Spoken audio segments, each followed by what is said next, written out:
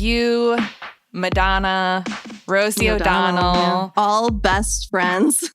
We were all in a league of their own. I'm dyking out, you're dyking out. Let's dyke out together.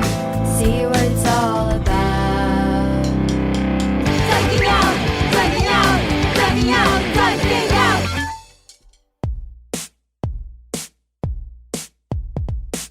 Hi, and welcome to Dyking Out, a podcast that is already obsessed with this season of the L-Word Generation Rosie O'Donnell fans. I'm Carolyn Bergier. I'm Melody Kamali, and today we're dyking out with writer, actor, and podcaster Brittany Ashley about mommy issues. Hey, Melody, do you remember at the beginning of the year when I said my New Year's resolution was to never bring up Rosie O'Donnell until she's a guest of the podcast? I sure do. I would say that I just clocked in mention number 45, and that's not even considering our off-topic episodes. What's that, you ask? Well, every week in addition to this episode, Melody and I talk about what's going on in our lives, what's going on in gay news, what's going on with past guests, and now our thoughts, opinions, predictions, really awesome pitches for the writers for the new season of It's a lot of that. Q. Yeah.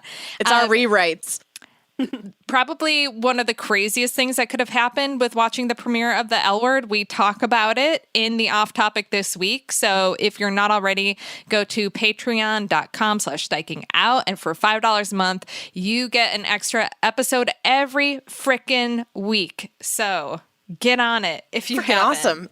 Freaking amazing. Freaking gay. Speaking of freaking gay, we are hosting watch parties for the L-Word Generation Q.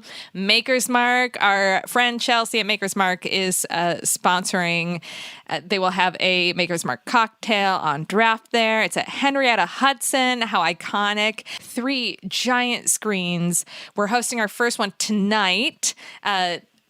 Like the night we're recording this, not tonight, the night you're listening to it. Right. And I got to scope out the place and the new like remodeling and everything. It's gorgeous. I love it. Henrietta Hudson has never looked so beautiful, and it's going to be chaos tonight. I'm not ready for it. I'm glad we're going to get there early so I can walk through it because I still haven't seen the new space, but you sent me a video. I can't wrap my head around it. It's a completely new bar. I'm so excited to check it out before it devolves into dyke chaos tonight. Yes, it's going to be a sea of dykes, and it's going to be gay-mazing. So we hope to see those of you who are in the New York area. We hope to see you there every Sunday. And lastly, real quick, for all of our Cape Cod or Boston area listeners who are willing to make the drive, me, Melody, and her lover, Allie Clayton, will be performing on the Fruit Basket Comedy Show. It's going to be Saturday, August 14th, 9 p.m. at the Red Room at Velvet. So you can go on our Instagram for more details on how to reserve your spot for that. It should be a lot of fun, a lot of laughs, and we hope to see some of you U-Haulers there. What's the gayest thing you did this week, Melody? Oh, God, Carolyn. Me first? Okay, I have a few things. I wasn't very active this week. We all heard my voice last week. I very much needed rest. I was recovering from Fire Island and being sick, so I was watching a lot of TV. I caught up on White Lotus. Are you watching this? I started watching the other night, but I only got like 15 minutes in and then went to bed. Oh my God. It is my favorite show right now. Okay. It's so good. I was hearing good things. The writing is so amazing. The music, the tension it builds, it's gorgeous. Like the direction, everything about it. The way they explore like liberal biases. It's about a bunch of like rich white people on this expensive resort in Hawaii. And also the dynamic between the staff there. Right. They explore class, politics, queerness even. Okay. So, but they're in the latest episode, a spoiler alert, maybe like fast forward a minute. I don't know. It's not that big of a spoiler. Everyone knows. I couldn't go on Instagram without seeing so many memes already about this. There is an iconic already gay sex scene where Lucas Gage gets his butt eaten out, and it is hot. Like, I was watching these guys. It was a very quick ass-eating scene. I was aroused, okay? And I was like, I'm into this. And then after that, Allie and I caught up on Gossip Girl. And there's a lot of gay sex in that. And two very gorgeous guys have a couple sex scenes together in the new Gossip Girl reboot. And I was like, okay, I'm even more aroused. And then I just sort of floated the idea to Allie that we should watch gay porn when we have sex. That's where I was hoping this was leading to. Yep. And so we haven't done it yet. Okay. Not sex, the gay porn sex. Yeah. But we're gonna try to incorporate that to see how that goes. Yeah. The kids are all right. Yes. So that's how we kept validating it, which feels very gay too. Like, yeah, because Julianne Moore and right, so we can. And we talked about it is gay. It is lesbian to do that. Yeah. we talked about it in the episode with Nikki Hartz. Nikki Hartz said that's the category that we're sleeping on. I'm telling you. Okay, the Gossip Girl. I know I led with White Lotus, but now that I think about it, the hottest was the gay sex scenes in the Gossip Girl reboot. Okay, these men are gorgeous. The way it's shot, I don't know. So much bisexual lighting too, by the way, in both the Gossip Girl reboot and White Lotus, but especially Gossip Girl. Interesting. So that feels pretty gay. I got a little bit bummed when you said that there was a gay sex scene in White Lotus and it didn't involve Jennifer Coolidge. Oh my God. Then she I would've been is a vision. I love her so much. The only time I left my apartment while I was resting this week was to do a show. And I was on a show with friend of the pod, Glow Butler. And I know this because I was hanging out with her right before she went to go do the show. And I'm like, I know who's going to be there. Oh, yeah. So Glow went up first on the lineup because she had to get back to that party you were at. And I had to get to another show I was on. So I went up second. And it was too gay. And I didn't know what to do because I was just sort of freaking out. Glow hit almost every part of my set list. Like, really? It was like identical, but like, obviously our perspectives are different, but we both had material about dating Southern women, material about having TMJ getting in the way of lesbian sex. Like, it was just like a lot of like similar talking points, but different. It was like, I don't know what to do, and just had to like go up and address it and be like, that's what you get when you put two lesbians or. Right. So, sometimes I'm a lesbian. If you ask my girlfriend, I'm a lesbian, but it was kind of insane and made me think I gotta change things. I gotta get even more specific with my queerness if I'm going to talk about it on stage. Right. Like the TMJ one, I would say that's specific, but it's also so universal. Yeah. Like, who hasn't struggled with a little bit of lockjaw? I know. Well, you know what I'm doing, what Glow isn't doing, is actually opening my mouth and so people could hear it into the microphone. Oh. You want to hear it? Sure. Did you hear that? Yeah. That's what it sounds like when I have lesbian sex. Right on my girlfriend's vagina. I used to have it really bad, but it's improved. I wish I could tell you what I did, but I used to have the worst TMJ. Yeah. It goes away. I'm just sort of resigned to it now. It got really bad in lockdown too. I was like, that makes sense. Just 18 months of a clenched jaw. Yeah. Yeah. Stress makes it worse for sure. Yeah. Stress is gay too. So, wow, I guess I did manage to have a pretty gay week. What about you, Carolyn? We have a gayest thing of the week? Yes. I mean, that party I was at with Glow was very gay. Of course, it was a bunch of lesbians sitting around talking about the L word. I went to a Dyke beer event at the Stick It Inn. There's two Stick It Inns. There's like the actual inn that's like upstate New York, and they're known for, I think they have like their own kind of cider or something like that, and they carry Dyke beer. But then they also have like this speakeasy in the East Village. So I went there to go just, enjoy a couple of Dyke beers, see what the scene was, hang out. Love a speakeasy. I've never been to a queer one. It feels very like guys. I haven't been to one, by the way, since I moved to New York, but the ones I went to in Chicago felt very like guys being like, I know a place, like date spots, you know? Yeah. Felt pretty hetero, but that sounds nice and gay. This was fun. And the Loretta from Dyke Beer was bartending. It was just like very like kind of this casual, I don't know.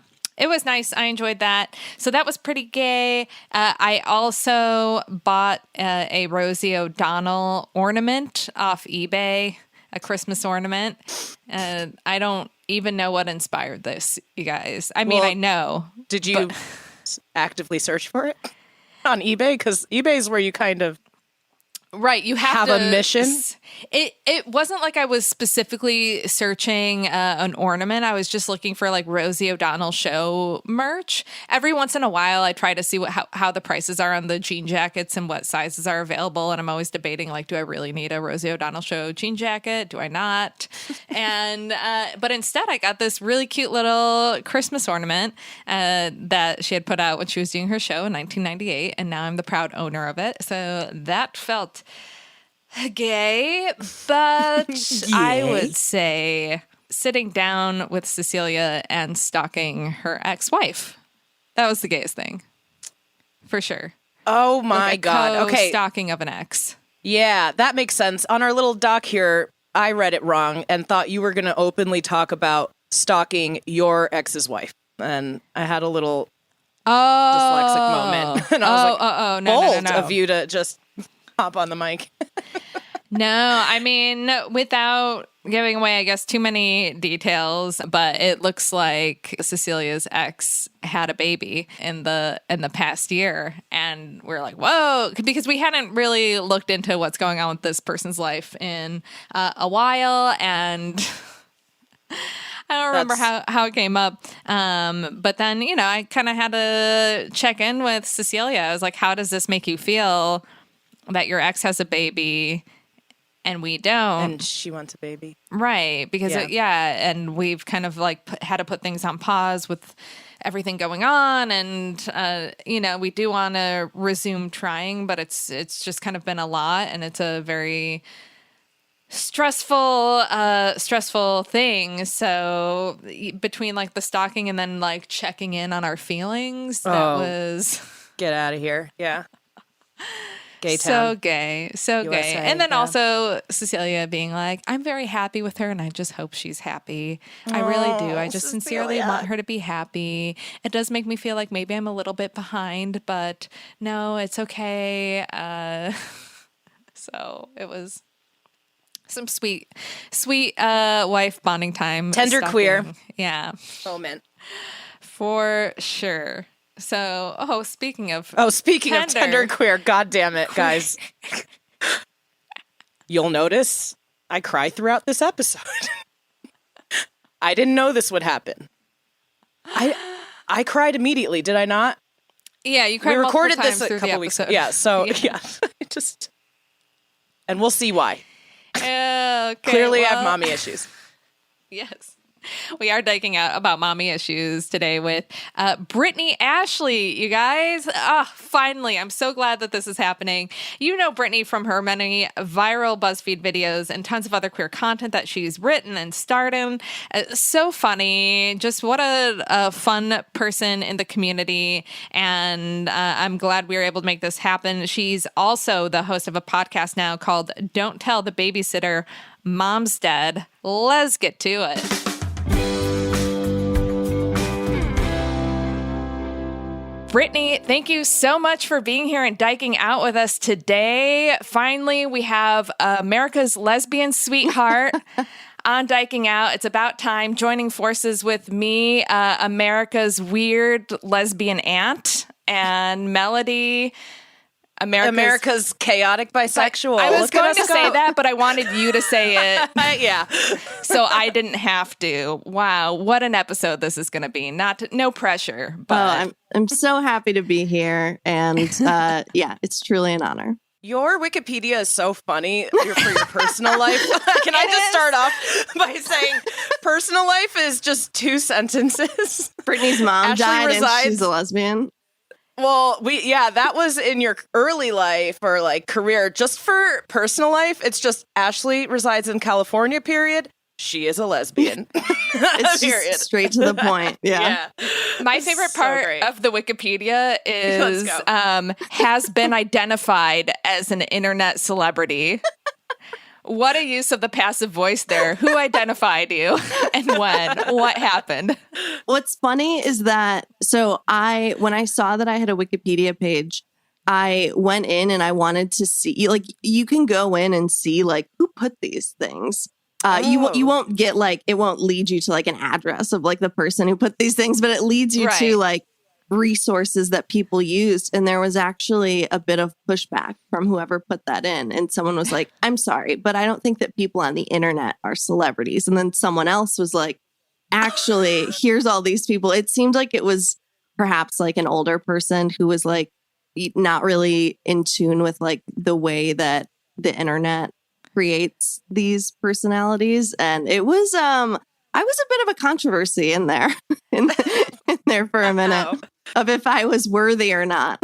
Like they're online enough to edit Wikipedias, but they don't know about internet celebrities. Yeah, it's an interesting subculture, I imagine.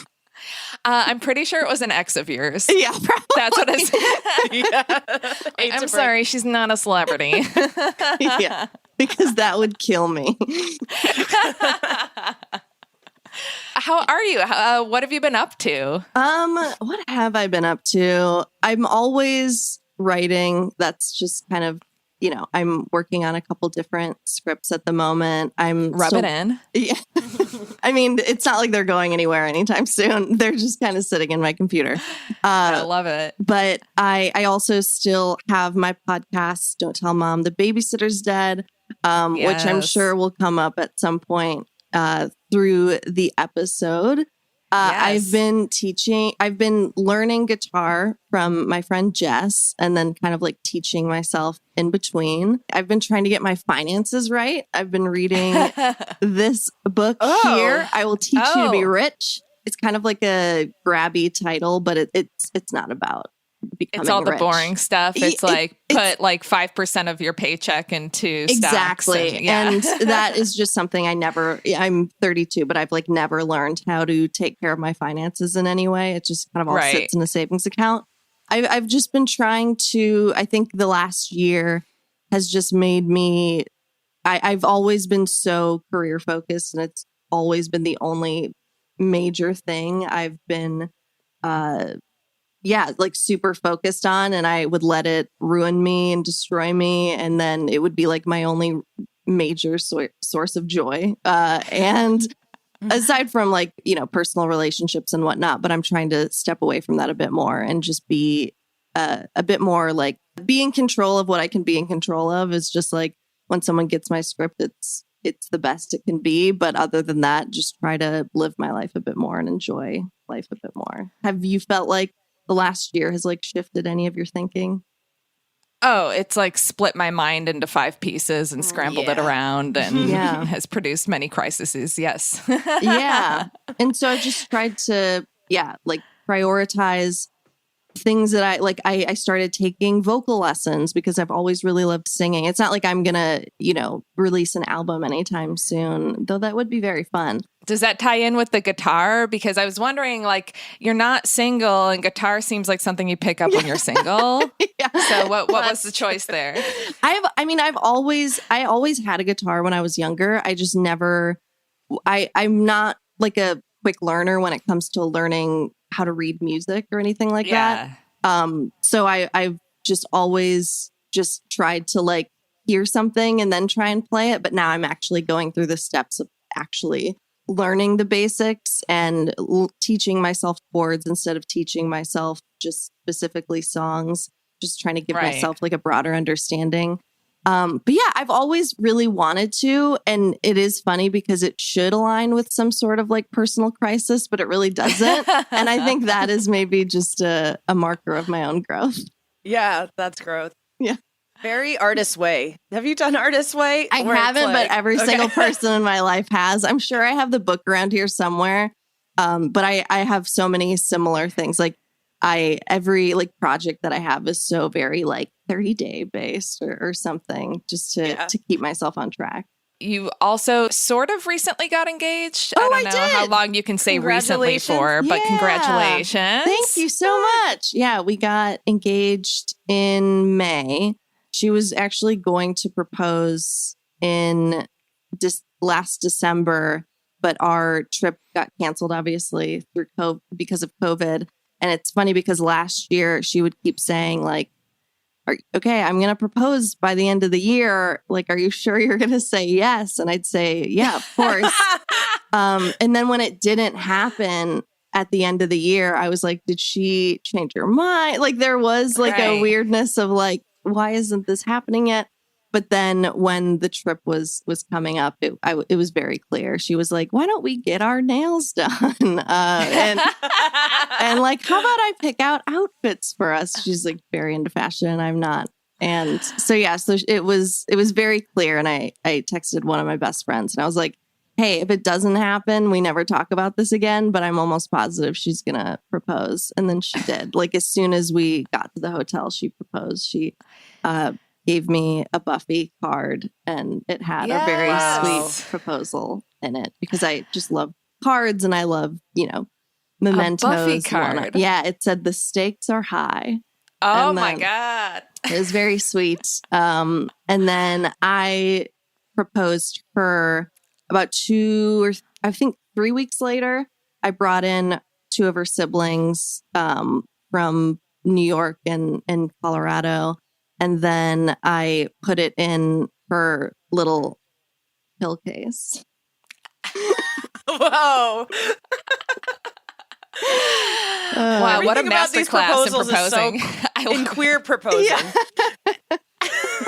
Yeah, but also the funny thing about when she proposed to me, because again, like neither of us wanted to do like a giant proposal in front of people. Like we're both very like, no, we don't want attention for this. But when she proposed to me and we were at this hotel in Palm Springs, which again, a very, very gay detail. And we went and sat by the pool like 30 minutes later. And also our server did not care. Our bartender, she like did not care at all. We were like, we just got engaged. Is it possible that we could get a bottle of champagne? Like, can we order a bottle? And she was like, man, there's nothing cold up here. I guess I'm going to have to go down to the cellar. Like, she just seemed so peeved that we wanted to celebrate. But anyways, then we went and sat by the pool. And this gay guy who was probably like in his 40s, he's on the phone with his husband and he seems really annoyed. And he turns to us, not realizing that we just got engaged. And he was like, never get married. And it was very much like the moment in like the Sex and the City movie where basically Miranda tells Big like never get married. But luckily there was a bunch of queer women in the pool who, after we had told him, we just got engaged, all the queer women like erupted and they were like, marriage is amazing. And then for the next like 20 minutes, it was just like a swarm of married people like huddling over us, just like telling us how great marriage is and not to listen to this one man. It's great. Yeah, I've done it twice. It's a great thing. I mean, no. Yeah, wow. I totally get your fiance's thing with proposing as soon as you get to the hotel, because that's what I did with my current wife, is that we were going to Hawaii and I'm like, I'm going to be such a fucking weirdo if I'm sitting on this ring the entire trip. Like, I wanted to wait for like a sunset dinner, but I'm like, no. As soon as we get to the hotel. Yeah, I like had them like kind of set up the room in advance. And I was like, I'm going to go check the room for bugs. You go get the luggage out of the car. And then I was like scrambling to pour the champagne and everything. Yeah, that was pretty much her reasoning as well. She knew she was like, and I never really see her that nervous like around me at all. Right. And she was like shaking as she was giving me the ring. It was just incredibly sweet. And she was like, I would have just been too weird. Like I would have been like totally silent. And she was really silent in the car. So yeah, I'm sure it was probably for the best. Yeah. There were all these moments where, we're like flying in a helicopter and the Jurassic Park music is playing. I'm like, well, this would have been a better moment. But honestly, like I couldn't. Yeah, I get it. And there is no like, it to me, it was never about like, and I'm sure you feel the same way. It was like never about like a quote unquote perfect moment. I was just happy for it to happen. And yeah. And I was also nervous. It's like, it's such a huge thing. And being fed like the way that it is for straight people, I think this is a conversation I've had a lot recently, is like, how big of a deal do we make our engagement at all? Like, it's been so sweet when friends have made it a big deal. Like, they'll come over with a bottle of champagne,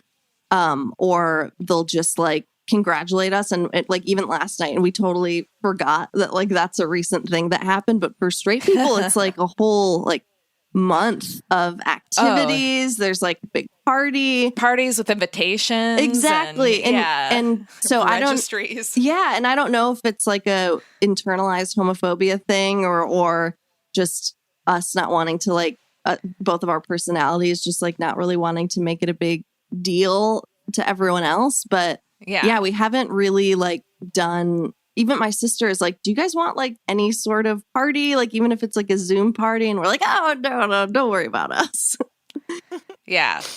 It's a slippery slope from there to gender reveals. You don't want to do what the straights are doing. Just let them have their parties. Totally. Yeah. We're trying not to let that culture influence ours. For sure.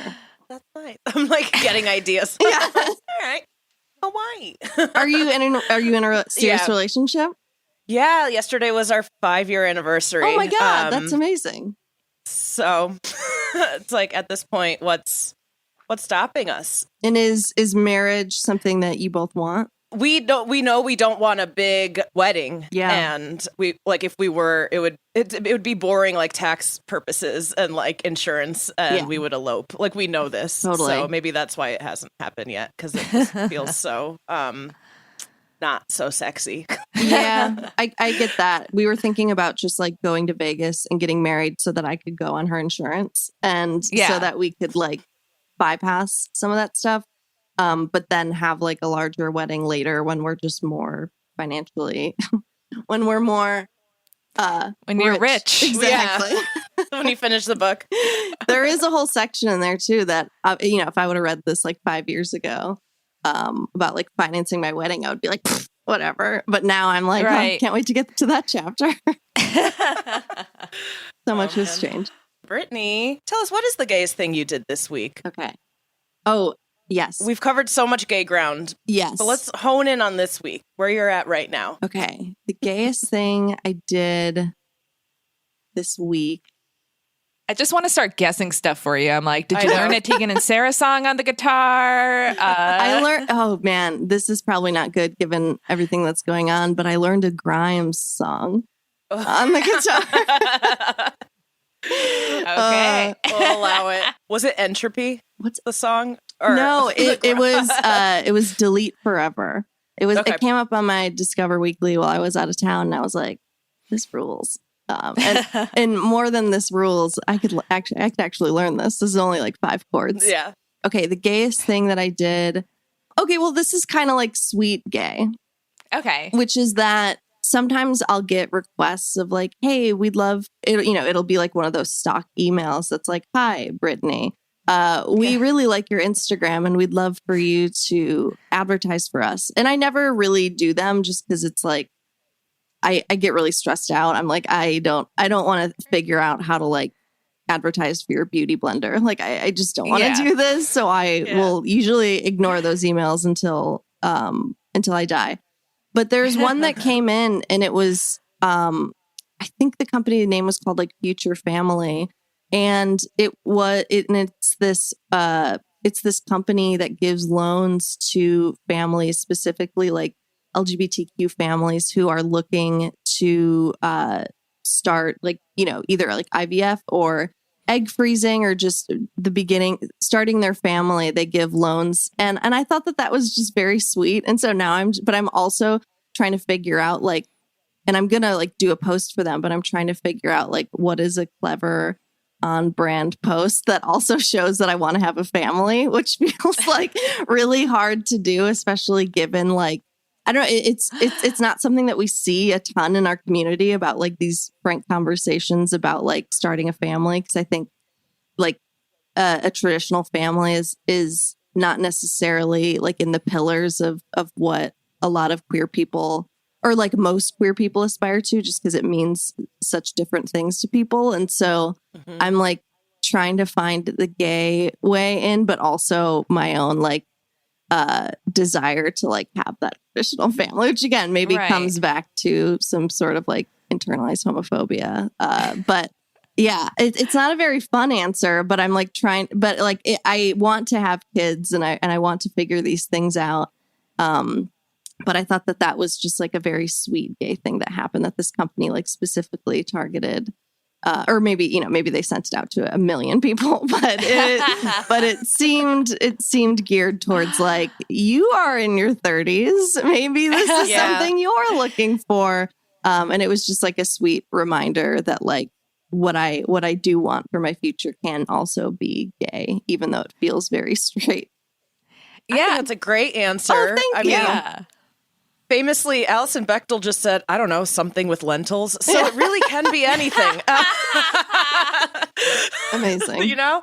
Good. And the consideration you put into it is very gay. Oh, thank you. Yeah. I appreciate it. Yeah. Oh, yeah. It also feels like things were aligned, like you got engaged, you're reading this book about like financial planning, and then it's like Truly. here's family planning, financial planning, because we all can't just go to like an art gallery opening with our lover and trick a guy on a motorcycle into not using a condom.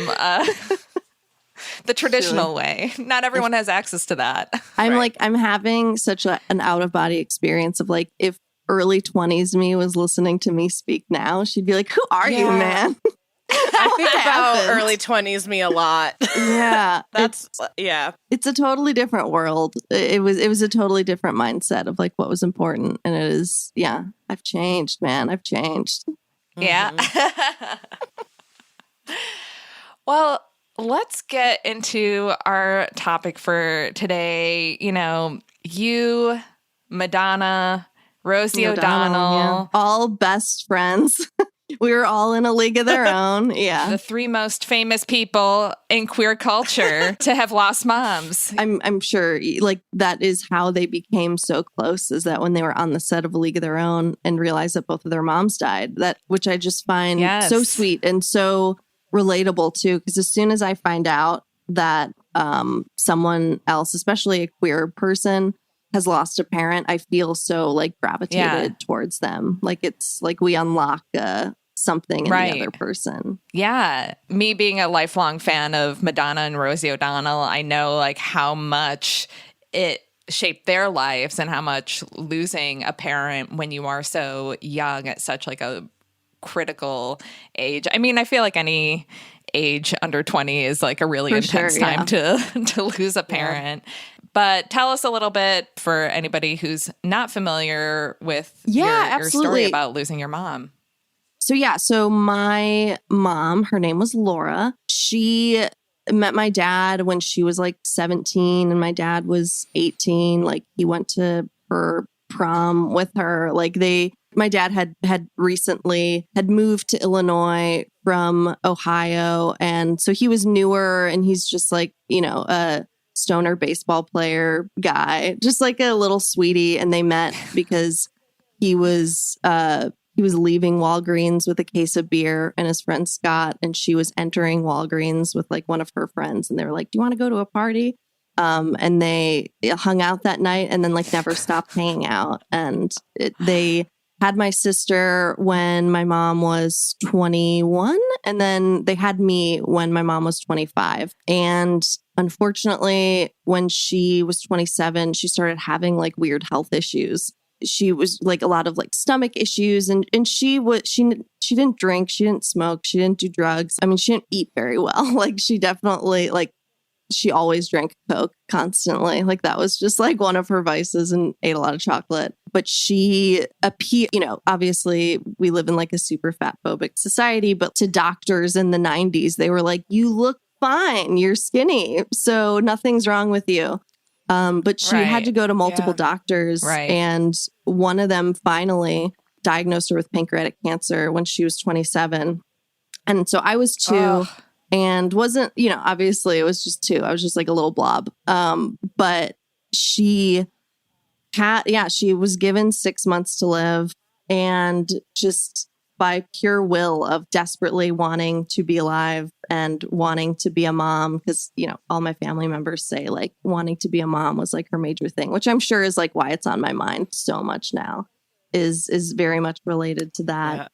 But yeah, she was sick for 4 years. So many of my memories are like we went on so many vacations because my mom just wanted to create so many memories. Even though she was only around for 6 years of my life, I have like literally like 40 home videos. I have so many photo albums. Like she just wanted to make, and so many like journals and letters that she wrote. She just very much wanted to make sure that me and my sister knew that we were super loved and knew that she existed, because she had this foresight, obviously, that like she wasn't going to be around. And she did try to vlog, which I believe she was probably the original vlogger. She tried to like vlog videos, but by the time she finally like mustered up the courage to do it, my dad was like, no, because she just like looked too sick. Like she just had lost like a lot of weight and just kind of seemed like she was on the way out. So unfortunately, I never got my vlogs. But yeah, she towards the end, like she wanted to make it to, this is very, I'm sorry if this, to me, it's all facts. So I'm sorry if I'm like bumming you out, but to me, it's all facts. So it's not like as sad to me yet, but that's queer culture. She really wanted to make it to my 6th birthday party, which she did. So that was like one of her milestones. And then she, on like the midnight of Valentine's Day, she chose to like finally give up. Like as soon as, like literally as soon as like it hit midnight, she like turned to my dad and said, take care of my little girls. And then she passed away. So she chose Valentine's Day to pass. And yeah. And then I don't, my dad had, I interviewed my dad for my podcast. So this is how I know so much information now that I didn't know for so long. But yeah, he had said that he like had to call the ambulance and basically told them, like, you know, he's like a Midwest dude. And he was like, if you wake up my daughters during this, like I will ruin you. He like never gets mean, but he definitely like he shielded us from what would have been like a super traumatic thing to walk out on. So yeah, they took her away because when I woke up in the morning, I was like psyched to go to kindergarten and collect all my Valentines. I just remember sitting on the bed and my dad telling me that, yeah, my mom had passed. And it's like, it all is such a blur. It's all such a blur. And there's so many things that I don't remember if they're like memories that have been created in my mind or just because I've watched home videos and just because I've, you know, looked at pictures and whatnot. But yeah, I just remember it being such like a normal part of my life that, you know, my mom was in a wheelchair and that we parked in the handicap spot and that she would have like an IV when we were opening Christmas presents. Like it just seemed so very normal to me. Another tidbit is that we also lived right next door to my grandparents because my grandpa and my mom. I'm always so jealous of everybody who had that. My best friend lived next door to her grandma. I'm like, not fair. I lived down the street. It was from my grandparents. truly like it was the best part of my childhood, which is that like my grandpa and my mom got sick around the same time. And so my grandpa passed away a year before my mom. Like, so wait, back up. Is that my grandma, my grandpa, and my great grandma, they all lived in a house in this town called Streamwood. And yeah, when I was like 2, the house next door to them went up for sale. And so it just like my dad wanted the extra help with my mom and my grandma wanted the extra help with my grandpa. And so, yeah, we moved in there and it was so great because my grandma would come over and like, my grandma like taught me how to read and she would just like play with me constantly. She was just such like a wonderful, kind person to have in my life. And so after my mom passed away, she really was so instrumental in like making sure that I was still getting so much love and so much maternal care and whatnot. And yeah, and it like me and my sister. So we lived, our backyard was basically where our elementary school was. And so we were the only kids in our elementary school that got to go home for lunch while everyone else had to like eat the cafeteria food because everyone, you know, it was like a smaller community. Like people knew that our mom had died, and my grandma was like very beloved in the community. Like she was a lunch lady and she would like come and read to the kids and whatnot. And so my grandma and my great grandma would cook us lunch every day. And it was just like, it was such a lovely childhood for that period of time. And then my dad got remarried, and then it went downhill from there. But there was a stretch of time where I didn't internalize what happened as trauma. I just internalized what happened as like, this is a fact that happened, but I get to spend a lot more time with grandma and great grandma, you know? This episode is sponsored by BetterHelp. Okay, so maybe crying while describing the plot of an episode of Buffy the Vampire Slayer isn't the best use of time with a therapist, but then again, maybe it is. You know, there are all sorts of thoughts and feelings we have that can be difficult to understand, and sometimes you need the help from a professional, trained, certified counselor who can help you dig beneath the surface to realize that you have a lot more in common with a vampire-slaying badass than you think. Which brings me back, finally, to BetterHelp. It's a convenient online service that matches you with a therapist based on your needs wherever you live, and they even have therapists that specialize in LGBTQ issues like identity and acceptance and healing after a trip to Fire Island. Plus, as a listener, you'll get 10% off your first month by visiting our sponsor at betterhelp.com/DO. Join over 1 million people who have taken charge of their mental health. Again, that's BetterHelp, HELP.com/DO. This episode of Diking Out is sponsored by Best Fiends. Are you like me and have already watched the Season 2 L Word Generation Q premiere 3 times and aren't quite sure how to pass the time between now and the next episode? Well, maybe you should start playing Best Fiends. It's my favorite mobile puzzle game. Most of you know that by now, because it's fun to play and easy to get hooked on. I'm on level 1160, so I'm not just talking the talk, okay? If you've never played, here's the deal. You collect cute insects called fiends that help you defeat the slugs taking over the colorful world of minutia. And unlike a certain lesbian drama on TV, all of the characters in Best Fiends serve a purpose. They have different skills and their power evolves the more you play and win. So what are you waiting for? Hopefully not a fresh storyline for Shane, because that might be a while. All right, download Best Fiends free on the Apple App Store or Google Play. That's friends without the R, Best Fiends. Oh, Crying. oh I'm so sorry. Sorry. I know you're saying it's facts, but I really, man, I'm going to work through this. I have a really, I can't deal with death, and I'm going to, and I'm constantly working on it. I'm going to have an adult conversation about it, but I'm already like, God damn it, Melody. I thought maybe like 40 minutes in this would happen. Do you mind me asking if anyone in your life, like close to you, has passed?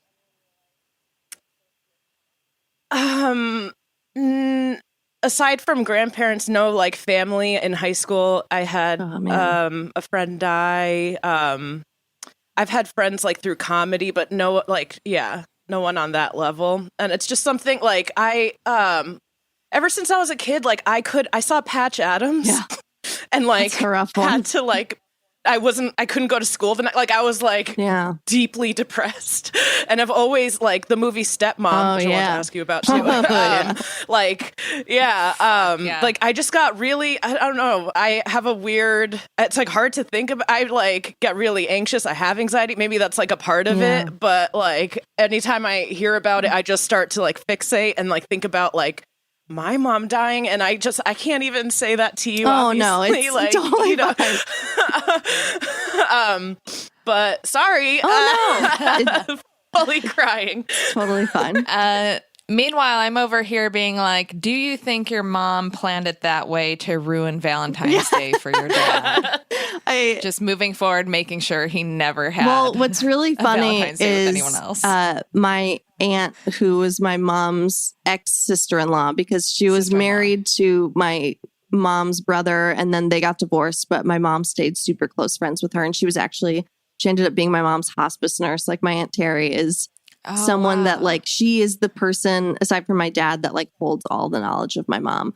And so my dad says that she died on Valentine's Day so that me and my sister would always remember her, which we would anyways. I feel like it was just being a little dramatic. But then my Aunt Terry told me that she died on Valentine's Day because she always wanted my dad to remember her, which I thought was really sweet.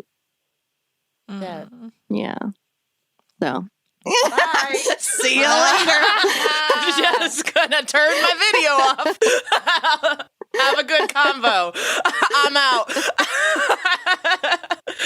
Oh my God. And this Okay, I wasn't got like, this. if it makes you feel any better, this isn't something I was comfortable talking about for most of my life. Like it was only until 5 years ago, 4-ish, whenever around when the time that I started my podcast, I still like didn't really talk about it that freely. It would just be like in giant spurts when I was blackout drunk in college. Like that's when it would like come out.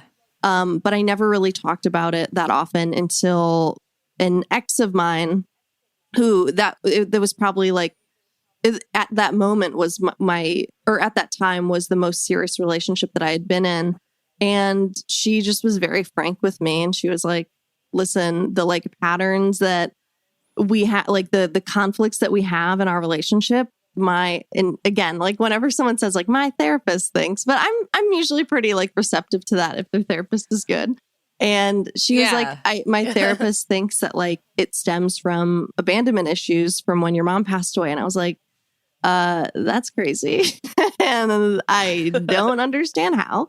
And so I finally saw like a better therapist because I was seeing this guy for a while who like had an IMDb page. Like he moved to LA to become an actor and then he like pivoted, which, you know, I definitely think that you can have a second career. I'm sure if at one point, if I don't make it in screenwriting, I'm sure I will pivot to like psychology or something. And then someone will be like, my friend is literally a screenwriter who a month ago announced that she just got into school for psychology. Like in psychology and writing just really does go hand in hand because like when you like, I think you do need to have like a wealth of knowledge of psychology to understand why characters do what they do. And I've always just like very much loved psychology. During the pandemic, like I was taking like free college courses on psychology because I love it so much.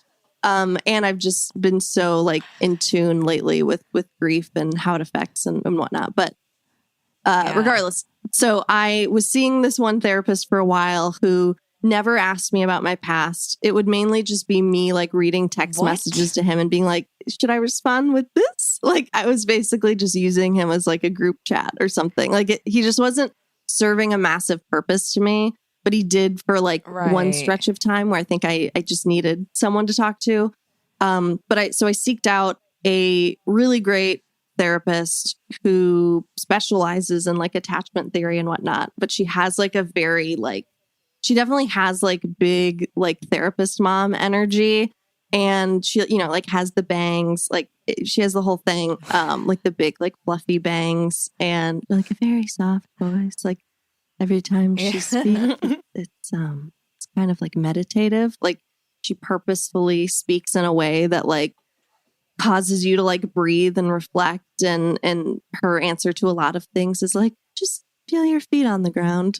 And I'm like, okay, cool. But in the first session, you know, I had to fill out this like questionnaire about like why I'm here. And I was like, my girlfriend said I have abandonment issues. You know, maybe, I don't know. My mom died. Then my grandma died. And like everyone around me just kind of like started dying.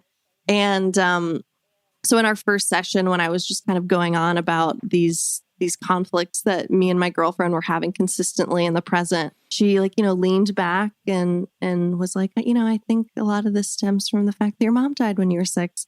And I had to stop from laughing because it sounded like such a funny thing to like attribute all of those things to like this event that, you know, happened like 20 something years prior.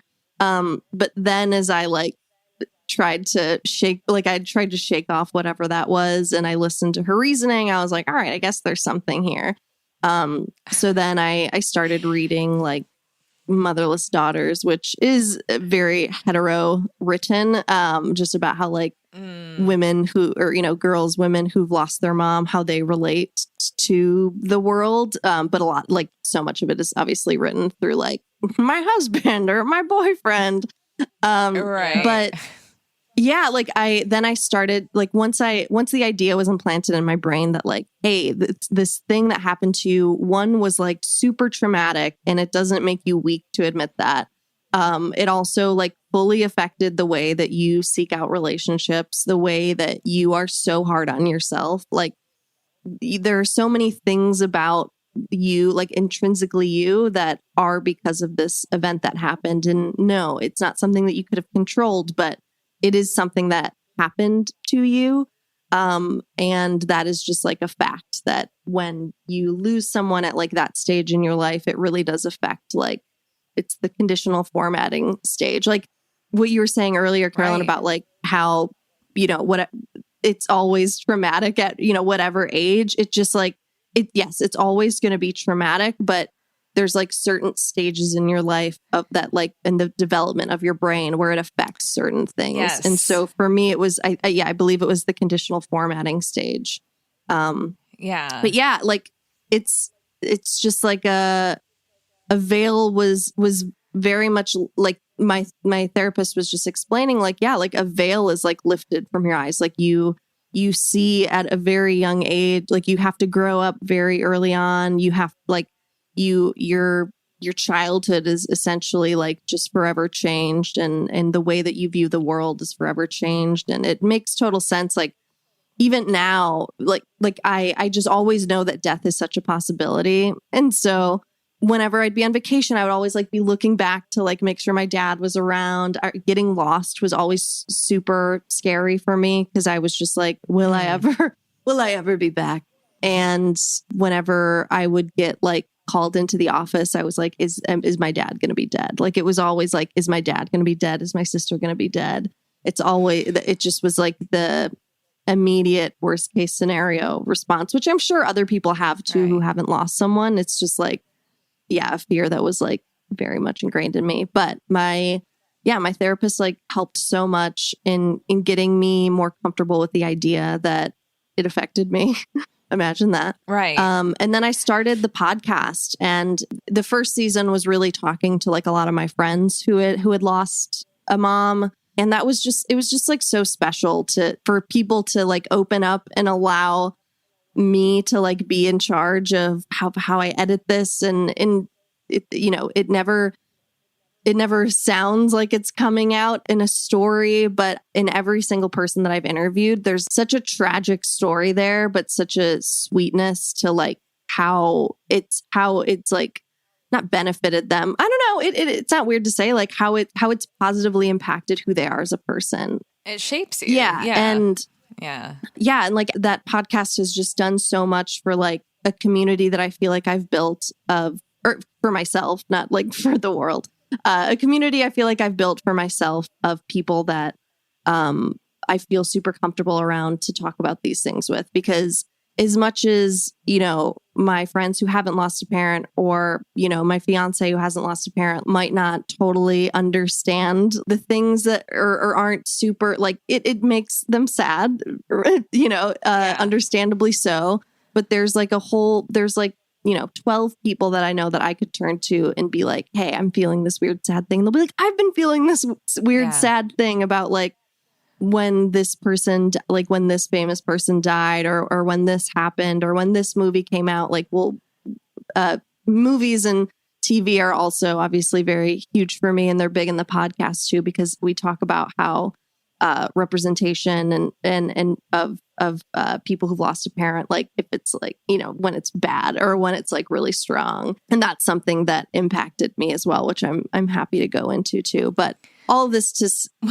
When you say when is it bad, I think of like every Hallmark movie that's like, well, I hate Christmas because that's when my parents died. Yeah. It's like, it's unfortunate that it's become such a trope as like a way to give texture to someone's like emotional unavailability or something. But there is like, there are representations that I feel like have been super strong and fundamental to me.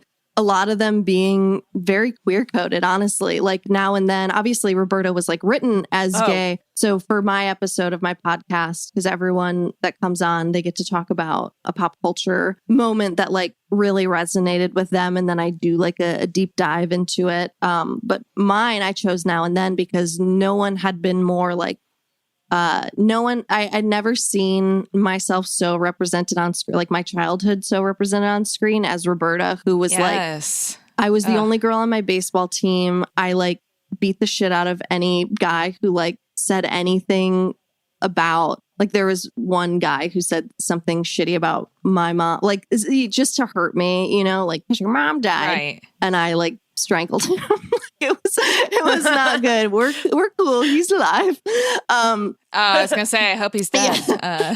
But there was like this anger and rage in me that like always came at the expense of like whatever boy was taunting me. But there was also then that like fascination with death. Obviously, she like fakes her death in the film.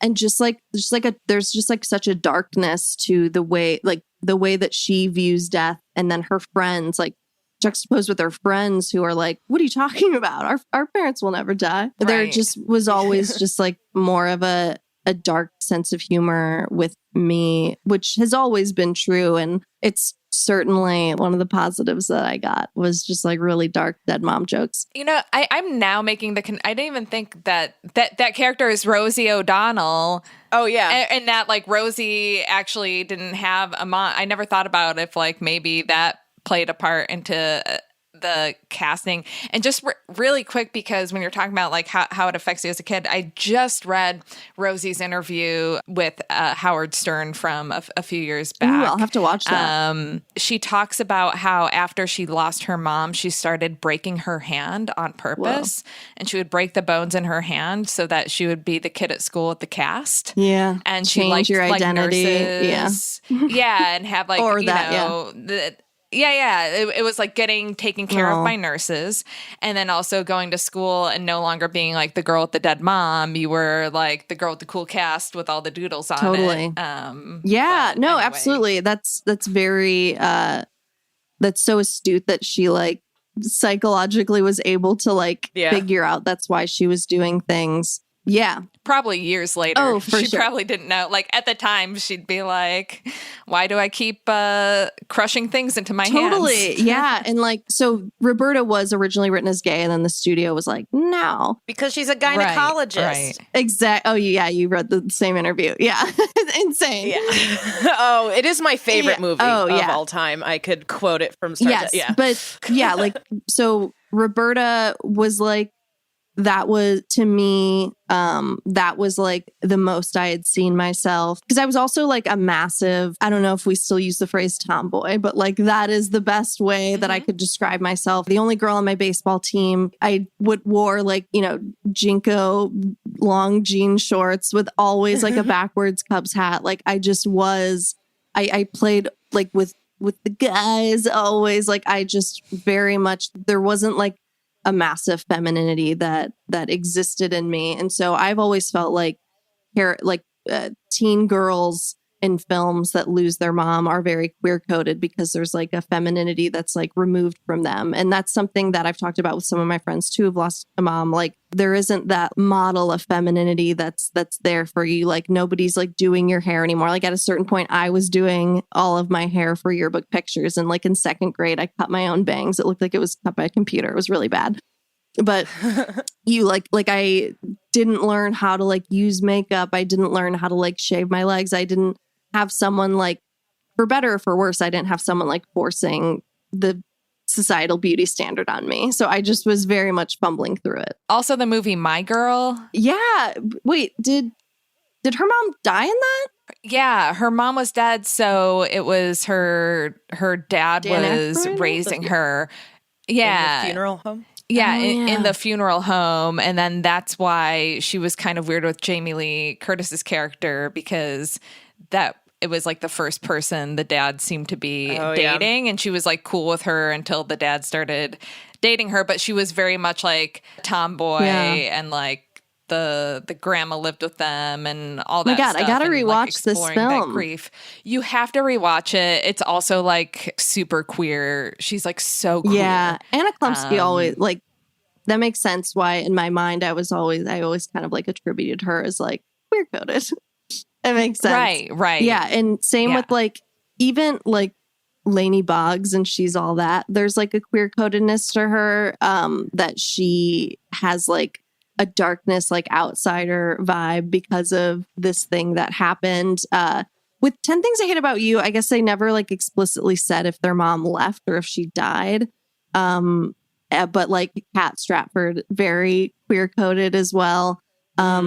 Just because again, yeah, like the outsider vibe and the like not super adhering to like the societal beauty standard in the way that other teen girls would be like really wanting to be super feminine and whatnot. And so it is funny, like even again, as like a 32-year-old, when my fiance and I are about to like go out to something and I watch her do her makeup, I'm like, it doesn't even like register for me. So sometimes I'll be like, can you do my makeup? And she loves it. But yeah, there's just so many like of the quote unquote basics that I feel like I didn't totally get, but I also didn't inherit any of that trauma of having, I think for a lot of women, unfortunately, like the way that their moms talk about their body or the way that their moms talk about aging can really impact like the way that the woman grows up in terms of how they view aging and how they view like weight gain and whatnot. So for better or for worse, I've evaded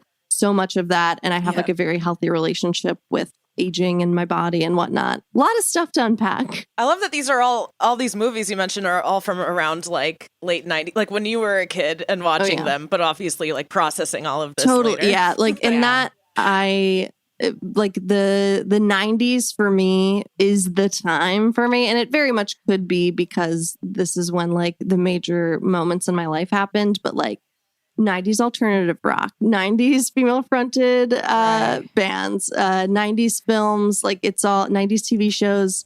Like Buffy's my favorite show. Like, you know, the late 90s, you know, high school rom-coms are always my favorite. And yeah, all of my favorite bands were very much popular in the 90s. So it is something. Oh, another queer-coded character whose mom had passed in a late 90s movie, Never Been Kissed. There was Lily Sobieski's character. Yeah. Do you remember? I'm like realizing. Yeah, it is. This was a thing. Yes, definitely a thing. And I think it also made me a little bit confused about when I was figuring out my own identity of being gay. Like it totally, like I didn't fully start to realize it until like the end of high school, beginning of when I started college. But when I look back, I'm like, you know, it was hard to be like, was I just like a tomboy or did I like, you know, did I like really like girls? And it turns out I was both, Right. and that's okay. Yeah. Yeah. You did mention Buffy. Melody, permission to go there. Go there. Okay. Thank you live there. Right before you jumped on, I was like, Melody, you're lucky she didn't pitch Buffy because Melody hasn't watched Buffy and I'm just dying to talk about it whenever. When you watch things, and this is a Buffy spoiler alert for anybody who hasn't, you know, gotten with the program yet. When you watch something like the episode where Joyce died, The Body, that episode, I'm going to cry now. Like that episode destroys me every fucking time. It's like one of the saddest. I'm getting choked up. One of the saddest episodes of TV I've ever seen. When you watch that, I imagine you have a very different experience of it. Like, can you watch it and you're like, yep, been there, done that, or like, does it destroy you in like a different way? Yeah, so that's interesting. It doesn't destroy me. Then the episode after does destroy me. So The Body I can watch. I can be fine. The only part that actually like really like I can enjoy it for like the cinematic experience that it is and that it's so well executed, so well written, so well acted. I think because I don't have to project my own like fear of my mom dying. I can just watch it and be like, yeah, this this is a thing that happens. Like I can actually Right. enjoy it rather than like fear what it might mean for me because it already happened. That thing already happened. The part that I love most in the body is when Amber Benson's character Tara is sitting in the hospital with Buffy and reveals to Buffy like, hey, my mom died too. And Tara is now the only person around Buffy who can relate. And they had never really related before. Like it was just like Tara was just her best friend's girlfriend that, you know, Buffy was never homophobic by any means, but she definitely didn't try to include. Like none of them tried to include, and which I thought was very realistic. You know, none of them tried to include Tara into their group in the way that they included Oz. Like it just was fact that Tara was a bit of an outsider in a way.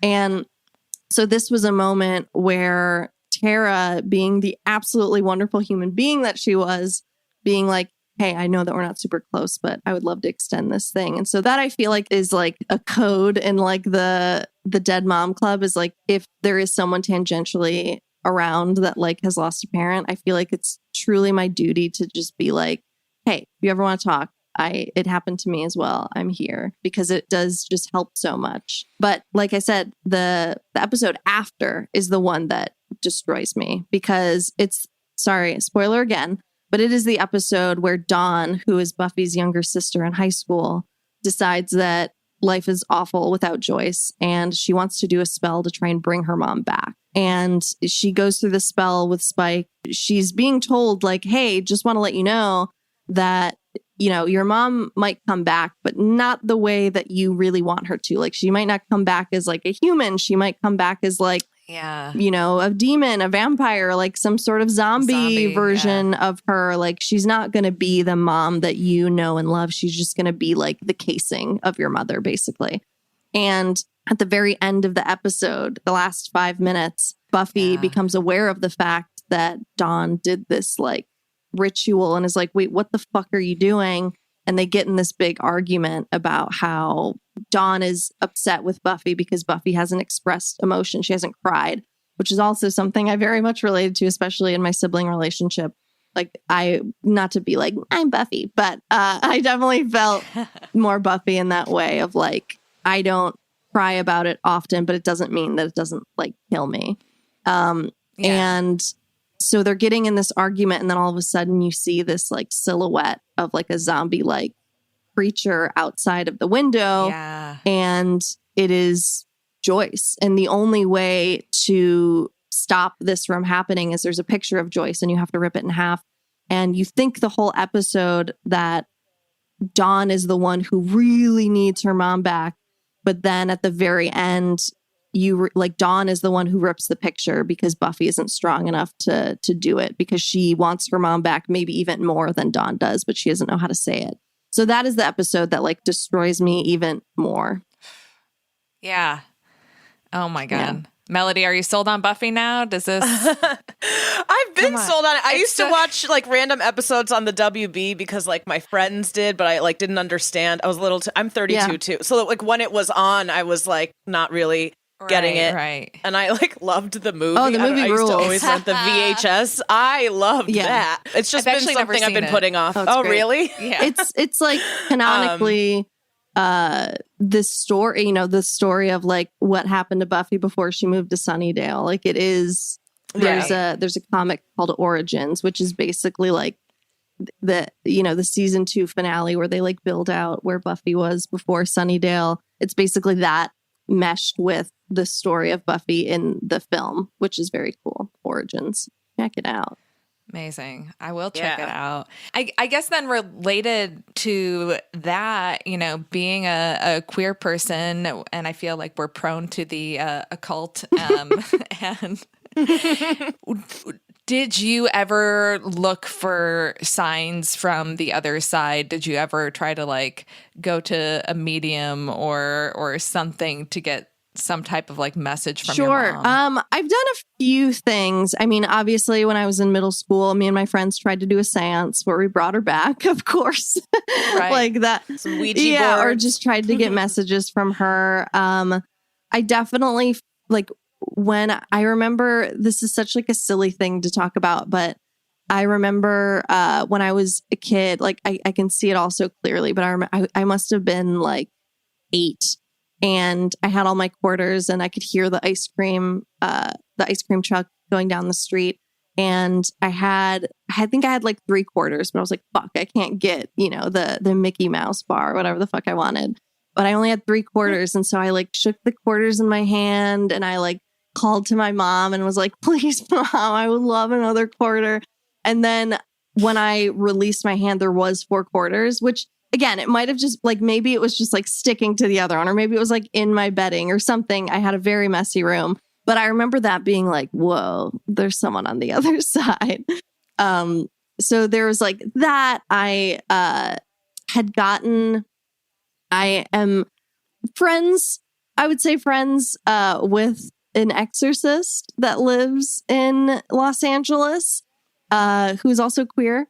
And I went to her. The most LA relationship. Yes. Oh yeah, I'm friends with an exorcist. And I've gone to. She's done some seances, and whether you believe it or not, my mom has come through twice, and it was both just like very, even again, I am kind of like a skeptical person, but even if it was total bullshit, it totally got me and totally made me feel like there was something larger at play, and it made me feel really good to hear my mom coming through, my friend basically telling me like, be less hard on yourself, and like, you're doing great and whatnot. Because I think there is so much guilt that I have for the last like 20 something years. Like, when I was in my 20s, I was just like such a mess. And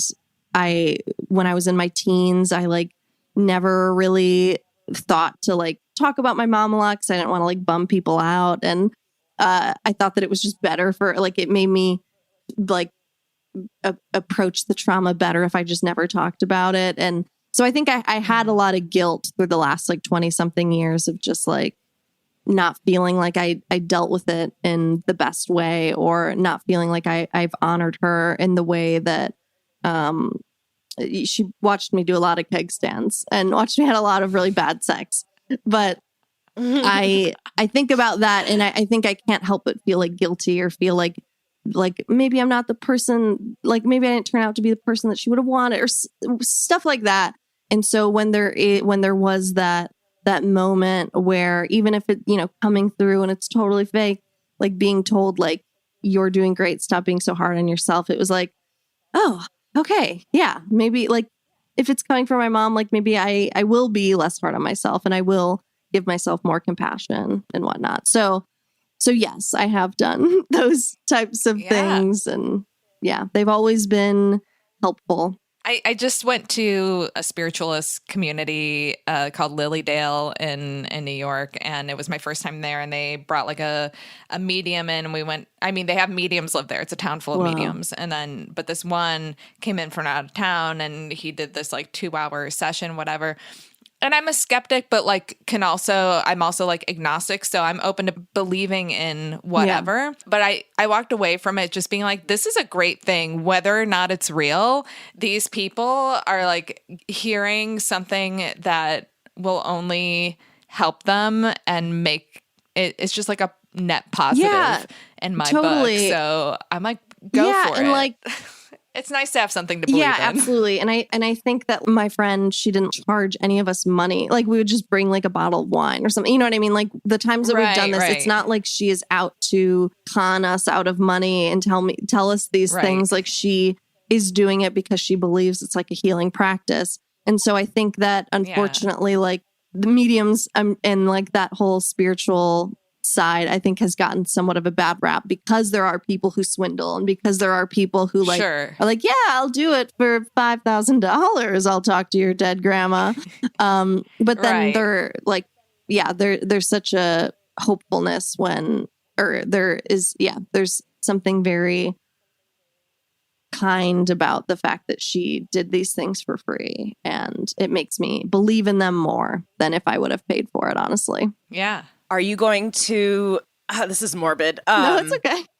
in planning your own family, like take a note and like try to fill as much memories, like childhood memories specifically, as possible with your kids? Or is this shaping how you're going to Oh my God. implement any of those practices? 100%. And also it's like my fiance Christina is so wonderful, and she had like somewhat of a traumatic childhood. It wasn't the same childhood as mine, but she had her own experience, and she really wants to, as much as I want to have such a loving, positive family experience, she wants that just as much. And she doesn't really have like a lot of pictures or a lot of videos from her childhood. Like that's something that she brings up quite a bit.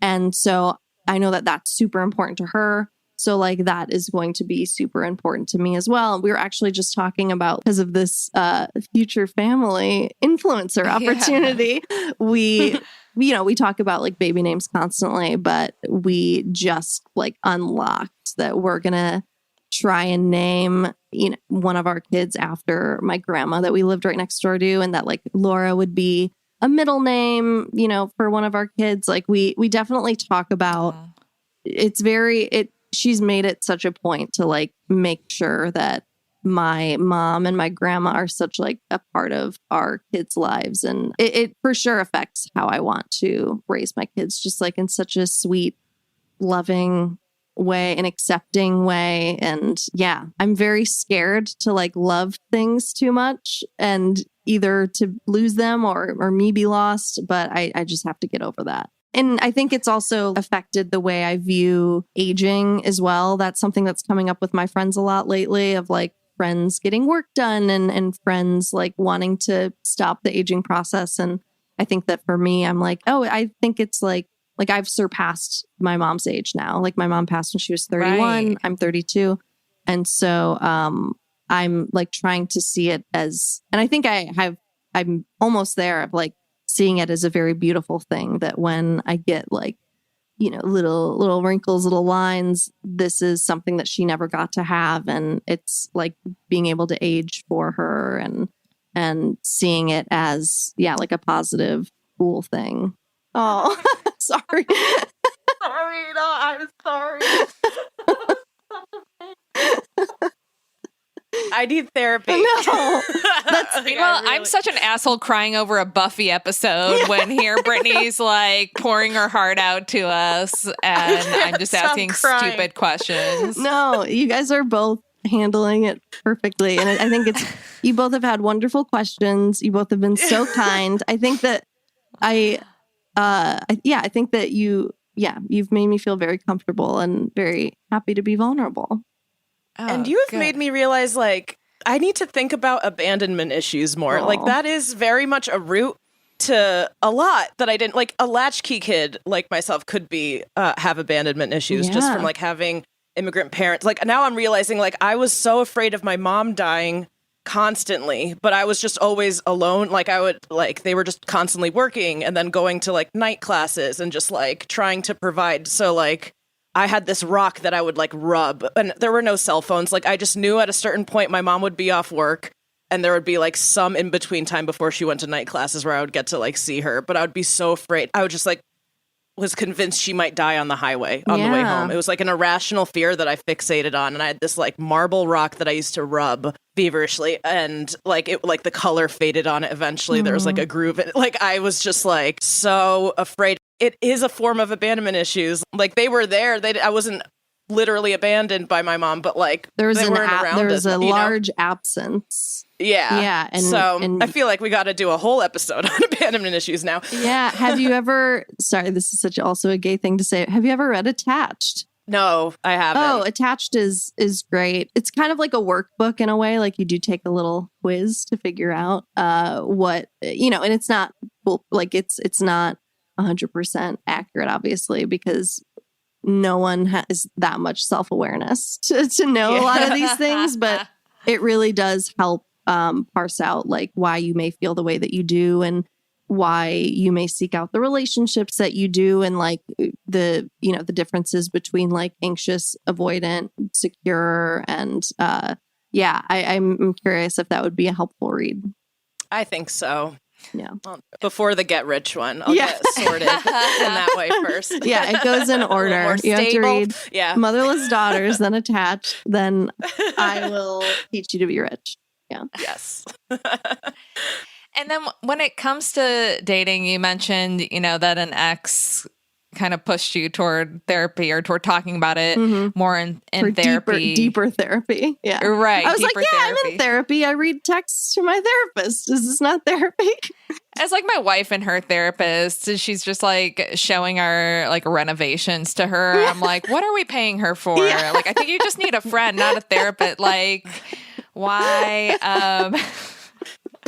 Yeah. But can you now really identify the behaviors or the things that you seek in partners that you can attribute to the fact that you lost your mom when you were Oh my God. young? Yeah. I mean, I think that I just see so much of like a healthy growth of who I think I used to, and again, not necessarily sure if I was like the reasons I was immediately drawn to someone, but certainly the reason that I stayed in things when I was in my 20s was like, they were people, I dated a lot of women who are very emotionally withholding, who weren't very like warm. Like I had to just like crack away and try and like get the warmth. And I wanted to be the one to make them be soft and sweet, even if they were like, in college, I like dated this girl who was literally known as like one of the biggest bitches, but I was like, maybe I can make her sweet.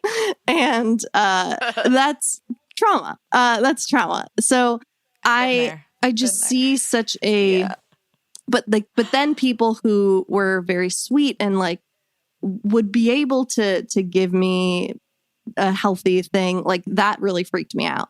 So I was really attracted to people who were very avoidant and then I was avoidant to people who were able to either were secure or anxious or were able to give me these things because I was not ready to like feel what it would be like to really love someone and then be able to lose them. Like my losses were like, oh, well, I knew that I wasn't going to date this person forever because they like cheated on me over the weekend. So the loss wasn't like as giant because I like knew it was coming. But yeah, I think as my late 20s started to, in my late 20s, I think I just started to be more open to being intimate. And I think like this is the first relationship where I've ever worked through conflict. That's crazy. Like before we would have conflict and then we'd either be done or we would just like I would never talk about it again. Or they would never talk about it again. But she's so warm and she's so sweet. And she made me feel instantly comfortable, like talking about my mom and like asked me questions. And she just made me feel very comfortable very quickly. And she wants to be a mom and she wants to be a great mom. And so I think that was like also something that in the beginning was like, this person's different and I'm not crazy. So yeah, it's changed who I go after 100%. Of just being in a more healthy headspace to be like, okay, I'm ready to like be in an actually really vulnerable relationship where we actually tell each other what's on our minds, where we can have conflict, but aren't afraid that the person is going to leave. Like that to me was the biggest thing of like, hey, you can talk about something that bothers you and not have to hold it in because like no matter what happens, everything's going to be okay. We're still going to be here. Because I was so afraid of conflict. I was so conflict averse because I thought it meant that the person would go away or the person would leave, or I felt like I had to just like take it all, to just be more accommodating but that's like so not healthy. So I think that I stayed in a lot of those things because I was just like, I don't know how to leave because I don't want them to leave. Like it. Yeah. If that makes any sense. I feel like I need to take notes for my therapy session tomorrow. I know. There was a lot there that I related to. Yeah. Hard. I think maybe subconsciously I wanted to like earn someone's admiration, but I also knew that like this person would never be able to allow me to feel vulnerable. So it was like, it was at a safe distance. So in a way I'm able to like, I'm able to look back on relationships that some of them were definitely toxic, but I'm able to look back on it and be like, oh, I played a hand in it, obviously, like the fact that I didn't, if I was in those relationships now, like I would have been like, hey, what's going on? Like, this isn't cool. What's happening? Here's what I'm worth, all these things. But being the like young gay person who only thought that she was going to have one relationship and that I would just have to make it work because the first one is so loaded. And it has so many expectations for you. And it has to stand for so much. I just allowed myself to go through so many things that just set a pattern and set a dynamic of this person just doing kind of whatever she wanted to me. And yeah, I played a little bit of a hand in it because I wasn't ready to be really intimate with someone. So I was able to like be at a safe distance from intimacy in a way. And I get that too with your fiance now, because my wife is the first person who really is kind of everything you described with your partner. She's just so like warm and loving and caring and loves me in a way that I wasn't loved in my previous relationships. Mm-hmm. And it freaked me out a lot at first. And it took a while to be like, I can't accept that this is weird. And then my therapist is like, no, it freaks you out because now you have something you're like actually afraid of losing. Where before you had things that you were like okay with losing. Yeah, definitely. It's crazy. And not to get too queer about it, but I think that both of us like help soothe each other's mommy issues in a way. Like, I think that we talked so much about our childhood and how we were parented or how we weren't parented and how we want to be parents that I think that we really try to like heal the other person and accept the other person in ways where they maybe didn't feel accepted. And like,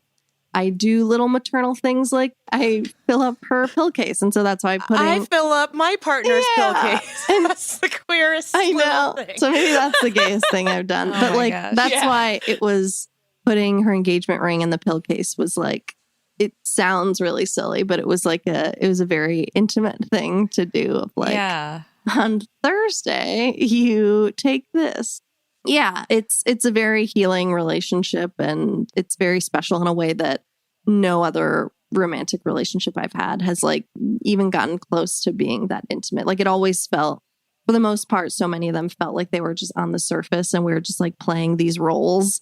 And then once it got to something real, which was a conflict that hurt one of us, we were like, yeah, never mind. And then we would go our separate ways and then run into each other at a party like a year later and be like, hey, what's up?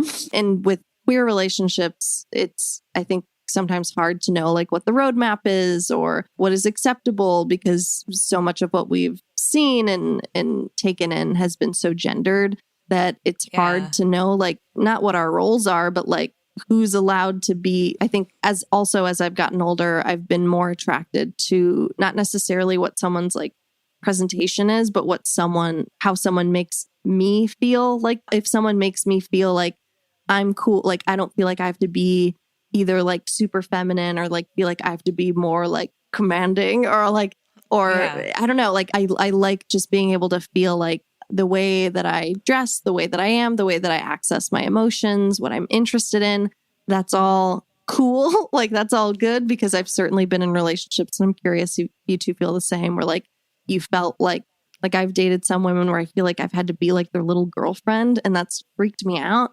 And then I've also been in relationships where I feel like they're my like high maintenance girlfriend in high heels and I'm like the like schlub in a beanie or something. Like I feel like I've been in so many of these different dynamics where I just didn't know what I was looking for. And I felt like I was just kind of like thrown into a dynamic that I didn't really sign up for. Yeah, I could definitely relate to that. Just like role playing or just like trying on different costumes in past relationships. And my partner's a lot like Carolyn's and we have a similar dynamic where I've never been loved like this before. Like so purely. And we're both very like verse, middle of the road. Totally. Like everything's like we're both in the middle with like how femme we can get or how like, but like we're just always like, I don't know. There's no designated roles. And I think that's what's for me. Yeah. Right. I was really confused through my 20s and it really would line up with like, I guess my hair's shorter. I'm 25, so I'll be the more like masculine. And then like, it just felt like bad acting totally for a lot of my 20s. Yeah, I absolutely feel the same way. I look back on pictures of me in my early 20s and like when I would like try to wear dresses and look super femme to try and like, fit that mold. I was like, oh God, like I felt like a little boy, like wearing his mother's earrings or something. Like it just totally didn't fit with who I actually was, but it was like attracting a certain type of person that I was like, I guess this is correct. I feel the same way. We both like get ready in like 10 minutes flat. We both like, very like verse. I feel like when I've dated some people where like, I have to always be the top, or like when I've always had to be the bottom, I'm like, this doesn't feel like what I want. Like I enjoy being able to always kind of like ride the line of these two things. Yeah. Well, I'm so happy for all of us. Yeah, we're all doing so great. We are killing it. Well, I want to thank you for just letting me cry into Oh this my Zoom. God. My pleasure. Yes. Truly my pleasure. Yeah, thank you for talking about all of this. And if people want to hear more, they should listen to your podcast. Yes. Which I love the name of it. Thank you. Yeah. Growing up, I watched Don't Tell Mom the Babysitter's Dead so much. It also probably like, that was one of mine and my sister's favorite movies that we would get from Blockbuster constantly. So I knew that like that imagery of the poster is what I wanted my podcast art to be, which Christine Tuna, queer artist, created for me. Amazing. Yeah. My podcast is called Don't Tell the Babysitter Mom's Dead. It's available on Spotify. It's available on iTunes. And I interview other people who've lost a parent and then we talk about a pop culture thing. And if people aren't already following you, where can they follow you? Yeah, they can follow me on Twitter and Instagram at Brit27Ash. It's BRITT27ASH.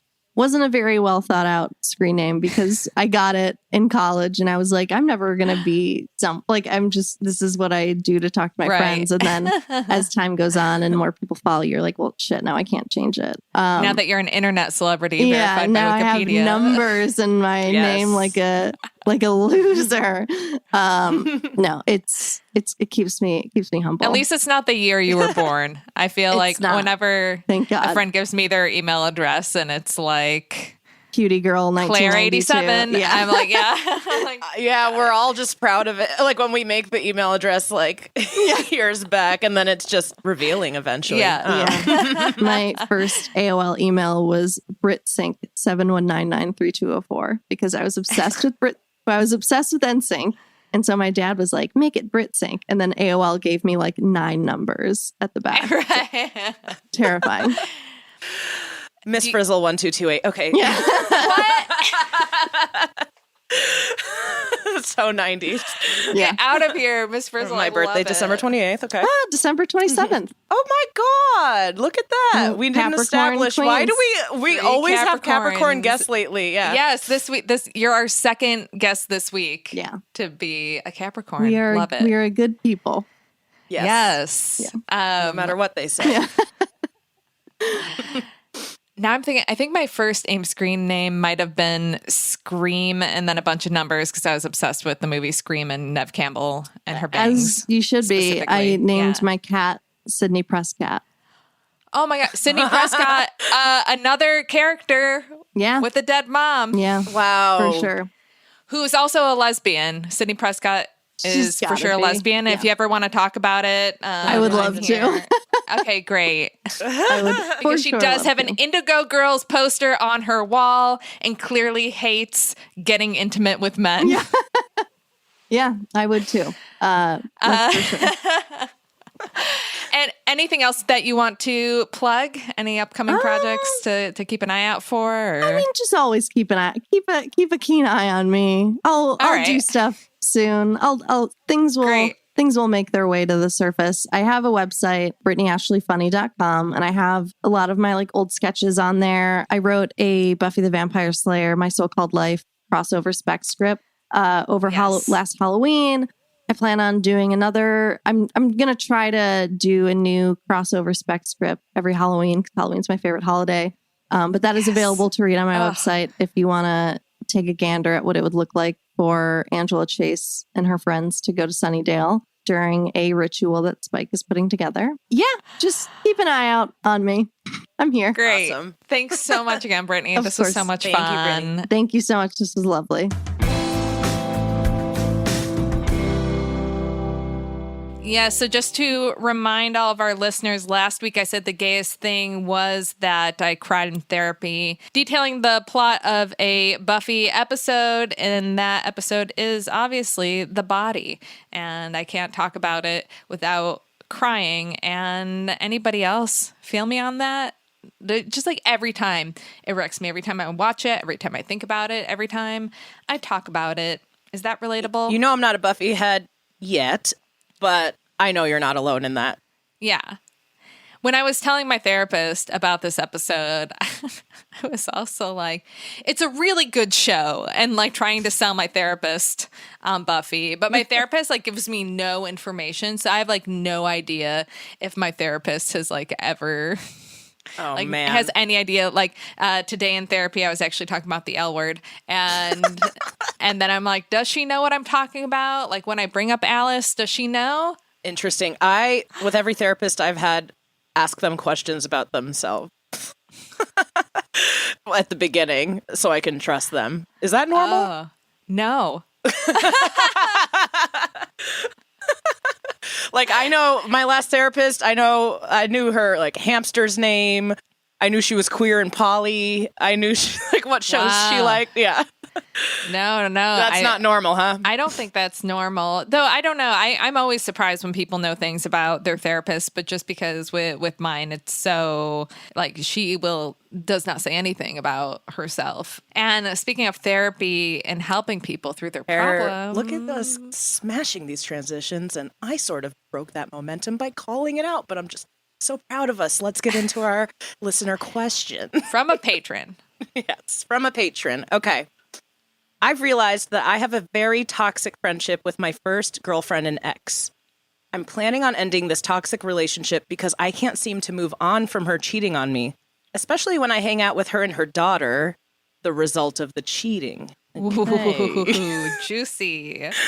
Okay. I love all my friends. They mean everything to me, more than any relationship I've had. But this woman crosses the line all the time with her needing my advice or help every time she cheats on someone. Chaos. Yes.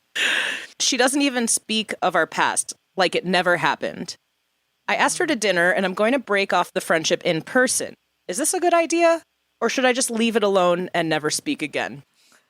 Well, those seem to be two extremes. Yeah. I agree. I'm like, the truth is somewhere in between that you need to find. I mean, kudos to you for breaking it off. There were more details in this. It sounds awful. I'm telling you, you probably have the stank of ex-girlfriend on you. Like when they are hanging around you all the time, because I know that you've been like frustrated on the dating scene. They can tell. People can tell. They can pick it up when there's an ex in the orbit, and they don't want to go anywhere near that. You got to kick that ex to the curb. Waft the stench away. Yes, you don't want that near you. So, well, it seems like there are some lingering feelings. Do you not pick up on that too from that line? She doesn't even speak of our past like it never happened. Yeah, I don't know if I would think that maybe there could be some lingering feelings if you like this person enough to be friends with them, and at one point you were attracted to them, and then it like ended because they, cheated and were shitty and toxic and whatever. So I could see that complicating things, but I can also see that this person's just like awful, and that's got to make you feel very small and not great about yourself if this ex and relationship was like a big thing for you, and for them it's not even worth something bringing up. It's something that they can just kind of breeze past and pretend never happened. That's really painful and horrible and can like mess with your confidence, I would think. So yeah, even it's more not reason. a good conversation over dinner. It's not like something you need to go Spend out much and time on. time, money, Right. prep for. Yeah, I mean, I know it sounds like you're very close and you know the daughter and everything, but dinner, you're being trapped in there. Plus, you're going to probably bring it up toward the end of dinner. So then you're having this like whole nice, friendly conversation, whatever, the whole time. It's going to be increasingly awkward. And then you're going to give yourself an opportunity to psych yourself out of whatever. Meet for coffee and get your coffee in a to-go cup. Or your tea or whatever, so that when things get weird, you can just leave. Smart. And don't leave anything behind. Dinner, Yeah. you got to stay there till the end to pay the bill. No.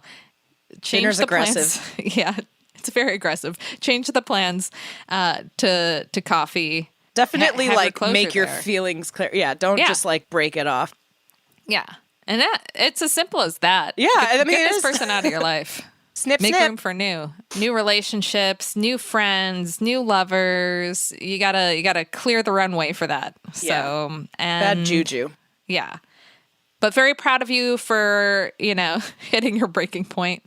No, for taking the initiative to do this, putting something on the calendar, just maybe change that reservation to a coffee meetup, and then maybe make plans with somebody else for dinner afterwards. Yeah, save the dinner for a new clean slate relationship, friendship, anything but this. Yes. Well, if you have a question that you would love for us to answer, you can send it to dikingout@gmail.com.